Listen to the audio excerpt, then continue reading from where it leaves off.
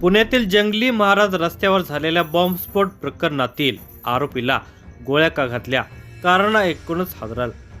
पुण्यामधील जंगली महाराज रस्त्यावर झालेल्या बॉम्बस्फोट प्रकरणासह इतर गंभीर गुन्ह्यातील संशयित आरोपी आणि सध्या जामिनावर असलेल्या बंटी जहागीरदाराचा अहिल्यानगर जिल्ह्यातील श्रीरामपूर शहरात वर्ष अखेरीस म्हणजे दिनांक 31 डिसेंबर 2025 रोजी भर दुपारी 2:30 ते 3 वाजण्याच्या दरम्यान मोटरसायकलवरून आलेल्या 2 हल्लेखोरांनी गोळीबार केल्याने मृत्यू झाला. या घटनेमुळे अहिल्यानगर जिल्ह्यामध्ये एकच खळबळ उडाली. या धक्कादायक घटनेचा सविस्तर वृत्तांत पुढे पाहण्या अगोदर जर तुम्ही या चॅनलवर जर नवीन असाल तर प्लीज आपल्या ह्या मराठी चॅनलला नक्की सबस्क्राईब करा. बंटी उर्फ असलम शबीर जहागीरदार हा गेली सुमारे 15 ते 20 वर्षापासून राजकारणामध्ये सक्रिय होता. बंटीची आई श्रीरामपूर नगर परिषदेमध्ये 2011 ते 2019 या कालावधीमध्ये नगरसेविका होती. ती मयत झाल्यानंतर बंटीची भावजय म्हणजे रईस अब्दुल गनी शेख यांची पत्नी तरन्नुम शेख या 2019 ते 2021 या कालावधीमध्ये नगरसेविका होत्या. तसेच राज्यामध्ये नुकत्याच झालेल्या नगर परिषद निवडणुकीमध्ये डिसेंबर 2025 मध्ये बंटीचा चुलत भाऊ रजरस शेख हा नगरसेवक म्हणून निवडून आलेला आहे. बंटी जहागीरदार याचे श्रीरामपूर शहर तसेच तालुक्यामध्ये राजकीय वर्चस्व वाढलेले होते. सन 2024च्या विधानसभा निवडणुकीमध्ये बंटीने विद्यमान आमदार हेमंत ओगले यांचे काम केले होते. आमदार हेमंत ओगले या निवडणुकीमध्ये थोड्या फरकाने विजय झाले होते. त्याचप्रमाणे डिसेंबर 2025 मध्ये झालेल्या श्रीरामपूर नगर परिषदेच्या निवडणुकीत बंटीने नगराध्यक्ष करण ससाने यांचे काम केले होते. पुण्यातील जंगली महाराज रस्त्यावर झालेल्या बॉम्बस्फोट प्रकरणासह इतर गंभीर गुन्ह्यातील संशयित आरोपी असणारा बंटी जहागीरदार सध्या जामिनावर बाहेर होता. बुधवार दिनांक 31 डिसेंबर 2025 रोजी राजू पटेल यांच्या आईचा अंत्यविधी होता.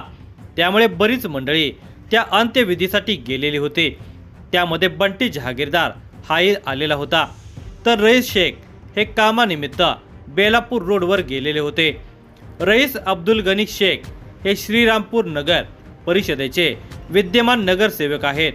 ते पत्नी तरन्नुम शेख, मुले आई नसीम शेख, वडील अब्दुल गनी शेख यांच्यासह वॉर्ड नंबर 2 मध्ये राहत आहेत. रईस शेख वॉर्ड क्रमांक 8 मधून नगरसेवक म्हणून निवडून आलेले आहेत. बंटी जहागीरदार हा त्यांचा चुलत भाऊ आहे. रईस शेख हे गावी गेल्याने बंटी हा अंत्यविधीसाठी गेलेला होता.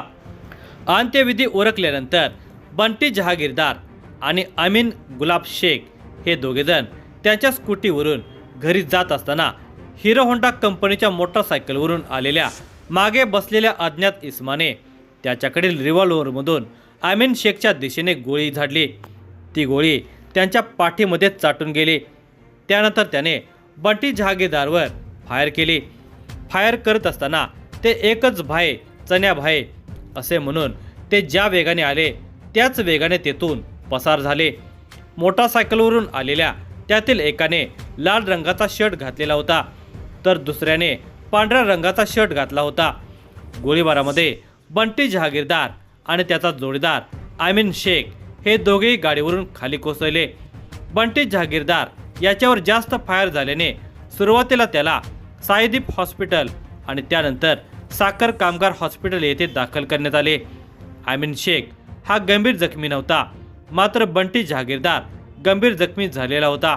दरम्यान अमीन शेख याने बंटी जहागीरदार याचा चुलत भाऊ आणि नगरसेवक रईस गनी शेख याला घडलेल्या घटनेची खबर फोनवरून दिली. घटनेचे गांभीर्य ओळखून बेलापूर रोडवर असलेला रईस खबर मिळताच तात्काळ हॉस्पिटलमध्ये त्या ठिकाणी आला. बंटीची परिस्थिती क्रिटिकल असल्याचे बघून त्याने त्याला अहिल्यानगर येथील साईदीप हॉस्पिटलमध्ये दाखल केले. मात्र तेथील डॉक्टरांनी तपासणी करून त्याला मयत घोषित केले.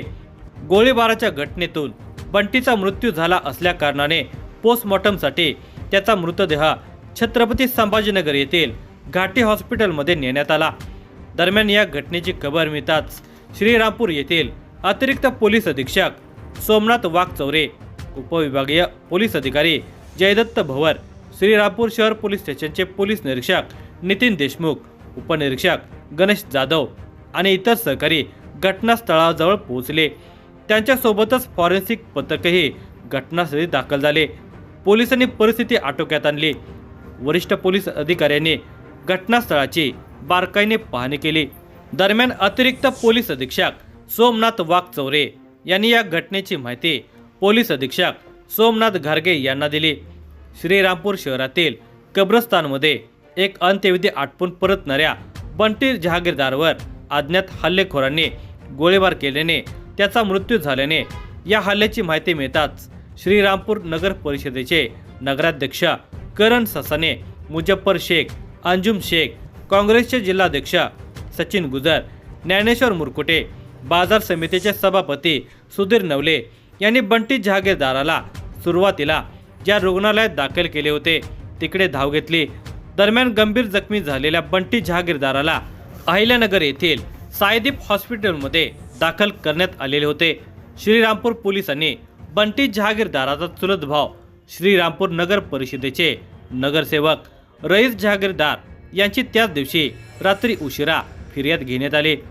बंटी जहागीरदाराचा चुलत भाव श्रीरामपूर नगर परिषदेचा नगरसेवक रईस अब्दुल गनी शेख, वय वर्ष 42 यांनी समक्ष श्रीरामपूर शहर पोलीस ठाण्यामध्ये हजर राहून फिर्याद दाखल केली। त्यानुसार पोलिसांनी मोटारसायकलवरून आलेल्या दोघा आरोपींसह इतरांच्या विरुद्ध गुन्हा दाखल केला आणि पुढील तपासाला सुरुवात केली। अहिल्यानगरचे पोलीस अधीक्षक सोमनाथ घारगे, अतिरिक्त पोलीस अधीक्षक सोमनाथ वाघचौरे, DYSP जयदत्त भवर यांच्या मार्गदर्शनाखाली पोलीस निरीक्षक नितीन देशमुख, सहाय्यक पोलीस निरीक्षक गणेश जाधव, उपनिरीक्षक मगरे, आप्पासाहेब हंडाळ, पोलीस अंमलदार अंबादास आंधळे, रामेश्वर तारडे, अमोल पडोळे यांच्यासह पोलिसांची वेगवेगळी पथके तयार करून आरोपींच्या मागावर पाठवली। श्रीरामपूर शहर आणि परिसरामध्ये मागील काही वर्षापासून काही संघटित गुन्हेगारी टोळ्या कार्यरत आहेत। शहरातील मोठे व्यापारी तसेच औद्योगिक वसाहतीमधील कंपनी मालकांच्याकडून खंडणी वसुलीचे ते काम करतात। त्यातील काही जणांच्या विरुद्ध खुनाचा प्रयत्न, दरोडा तसेच अत्याचाराचे गुन्हे दाखल आहेत। त्या टोळीतीलच काही जणांनी बंटीचे राजकीय वर्चस्व वाढत असल्याने संबंधितांची अडचण निर्माण झाल्याने बंटीला त्यांच्या मार्गातून हटवण्यात आल्याचे बंटीचा भाव फिर्यादी नगरसेवक रईस शेख यांनी फिर्यादीमध्ये म्हटलेले आहे। अहिल्यानगर जिल्ह्याच्या श्रीरामपूर तालुक्यामध्ये अलीकडच्या काळामध्ये घडलेली बंटी जहागीरदाराची हत्या ही मोठी घटना आहे। बंटी जहागीरदारवर गोळ्या झाडत हल्लेखोर एकच भाई चण्या भाई असे म्हणून मोटारसायकलवरून फरार झाले होते। पोलिसांनी या घटनेनंतर अतिशय तत्परतेने घटनेतील दोघे संशयित आरोपी कृष्णा अरुण शिंगारे व गौतम निकाळजे यांना दिनांक 1 जानेवारी 2026 रोजी अटक केली।